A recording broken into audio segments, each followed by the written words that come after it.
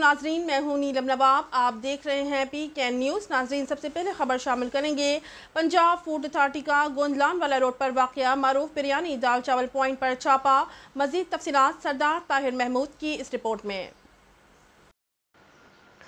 Director general Punjab food authority Raja Jahangir Anwar की खसूसी हिदायत पर पंजाब फूड अथॉरिटी गुजरांवाला का सेहत दुश्मन नासिर के खिलाफ कड़ा एक्शन। गोलान वाला रोड पर वाक़या मारूफ दाल चावल और बिरयानी शॉप पर छापा। दी गई इस्लाही हिदायत की मुसलसल खिलाफ वर्जी पर फूड पॉइंट को बंद करके मालकान के खिलाफ मुकदमा दर्ज करा दिया गया।